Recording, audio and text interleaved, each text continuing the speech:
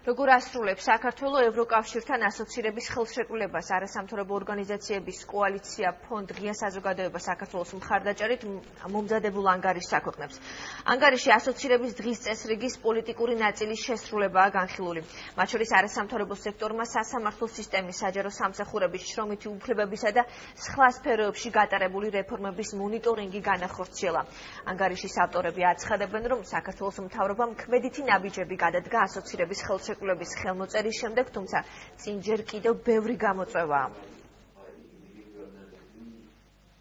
მართლაც არაერთი სერიოზული პროგრესია მიღწეული აი ამ 6 ძირითადი მიმართულებით, რომელიც მოიცავს პოლიტიკურ ნაწილს. მასშტაბში სერიოზული გამოწვევები რჩება პირველ რიგში პროკურატურის თვალსაზრისით, რომელმაც არ განიცადა რეალური რეფორმა, რომელშიც რეალური ცვლილება დღესაც არ მომხდარა. სამწუხაროდ ეს რეფორმები არ არის საკმარისი იმისათვის, რომ ამ ქვეყანაში შეიქმნას მყარი ინსტიტუტები, რომლებიც უზრუნველყოფს კანონის უზენაესობას და ადამიანის უფლებების დაცვას.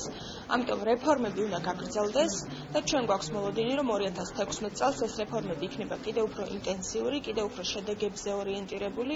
საქართველოს მოქალაქეები უახლოეს პერიოდში ჩემი შეფასებით მაქსიმუმ მომავალი წლის მაქსიმუმ დასასრულისათვის შეძლებენ ევროკავშირის მასშტაბით უვიზოთ მოგზაურობას და რაც ყველაზე მნიშვნელოვანია, დღეს კიდევ ერთხელ დადასტურდება, რომ მითი თითქოს ევროპის კარები საქართველოსთვის არის ჩაკეტილი, დარჩება მხოლოდ მითად.